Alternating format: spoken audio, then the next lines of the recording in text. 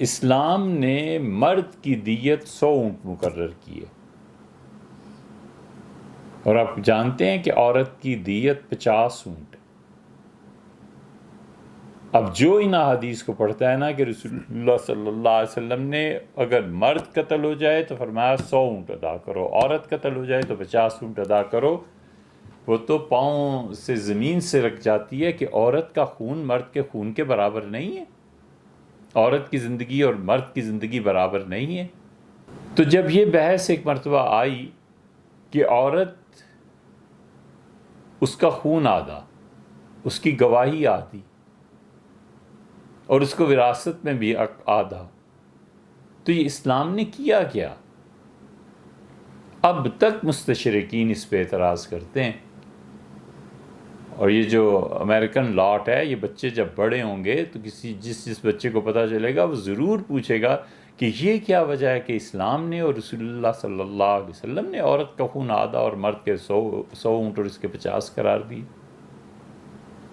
8 مارچ کو جو کچھ پاکستان میں ہونا تھا ہوا۔ ایک جگہ دعوت تھی، حاضری ہوئی، تو بعض ایسی خواتین جن کا تعلق پی ٹی آئی سے تھا وہ اس دعوت میں آئی ہوئی تھیں، ہمیں کیا لینا دینا، تو جن صاحب نے دعوت دی تھی ان کے ساتھ بیٹھ کے، لیکن آواز مسلسل آ رہی تھی لاؤڈ سپیکر پر، تو ایک خاتون تقریر کر رہی تھیں اور صراحتاً کفر بک رہی تھی کہ ہمیں آزادی چاہیے، ہم نہیں مانتے اس مذہب کو۔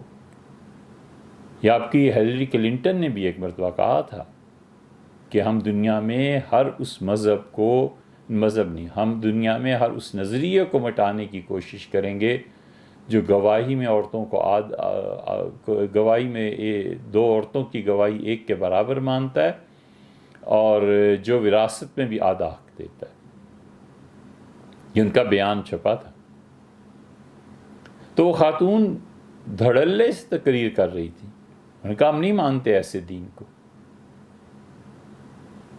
جس میں مرد کی گواہی ہے 1 اور عورتیں 2 اس کے برابر کی، اور وراثت۔ اور پھر اس نے کہا میں تمہیں ایک بات بتاؤں، تم میں سے بہت سی میری بہنوں نے نہیں سنی ہوگی، یہ اتنا خراب مذہب ہے، اتنا خراب مذہب ہے کہ یہ کہتا ہے کہ اگر مرد قتل ہو جائے تو 100 اونٹ ادا کرو، اور عورت قتل ہو جائے تو 50 اونٹ ادا کرو۔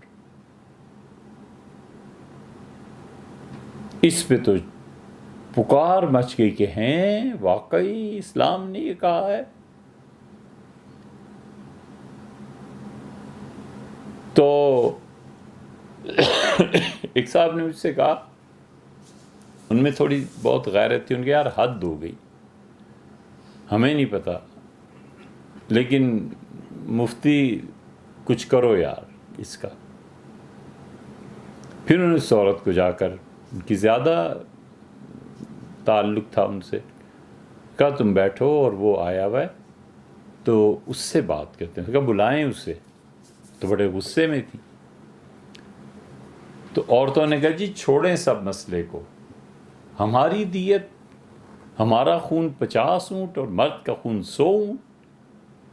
میں نے کہا آپ سے صرف یہی بات مجھے کرنی ہے، اور آپ مہربانی کر کے اسے سنیں، اور اس کے بعد ہم نے جانا۔ اللہ نہ کرے کہ ایک لفظ بھی ہم اس میں جھوٹ کے۔ ہم نے کہا دیکھو بی بی، یقیناً شریعت نے یہ مقرر کیا، صحیح بخاری میں، مسلم میں، وغیرہ وغیرہ کتابوں میں بہت جگہ یہ مباحث آئی ہیں۔ حضرت رسالت آپ صلی اللہ علیہ وسلم نے اللہ کے حکم سے مقرر کیا ہے، قانون اللہ کے حکم سے بناتے تھے۔ وہ جو اجتہاد کرتے تھے، اگر اجتہاد میں ان سے بھی کوئی لغزش ہو جاتی تھی تو اللہ وہی نازل کرتا تھا تاکہ کل کو قیامت تک یہ دین جاری رہنے والا ہے، کہیں نبی کی کوئی لغزش امت کے لیے سنت نہ بن جائے۔ اور مجھے کوئی شک و شبہ نہیں ہے کہ رسول اللہ صلی اللہ علیہ وسلم نے جو فرمایا ہے سچ فرمایا، کہ بی بی بڑا آسان مسئلہ ہے۔ ایک لمحے کے لیے فرض کر لیں